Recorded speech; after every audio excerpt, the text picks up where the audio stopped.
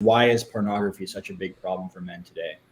Well, I think when we look at what men are really struggling with today, the internet streaming pornography, one reason why pornography or it's such a big issue is the fact that it's in its infancy stages. I mean, Gary Wilson talks about this on one of his videos online. It's called the Great Porn Experiment. I mean, if we think about the internet in the form and fashion that we have it here today, it's maybe been 2 decades, if that. So we're literally seeing things happen in real time. I mean, Gen Z, I believe that's the generation that is now becoming into their 20s. They're the first generation that has had it with them since they were children. My introduction to pornography at 6 was to a magazine. I didn't get access to the internet until I was in my 20s. Had I had it when I was 6, I can't tell you how bad the addiction would have been. So I think one of the reasons why it's so bad or such a big problem is there's just lack of education around it. The second thing, you address it in your intro, right, is the unwillingness for some people to even accept that it's a real thing. If you even look in the DSM-5, which is the clinical book that is used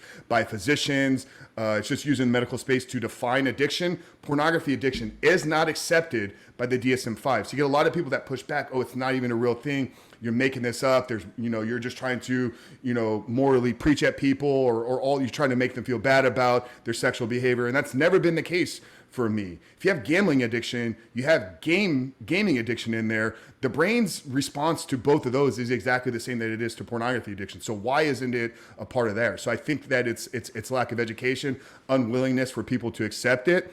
And I mean, I could go down a deep conspiracy rabbit hole with you that I think that there's an agenda tied to it to weaken men and masculinity around the world. But we don't need to go too deep there. But it clearly does, right? It impacts and takes away what I believe are some of the most core masculine virtues: provision, protection, providing.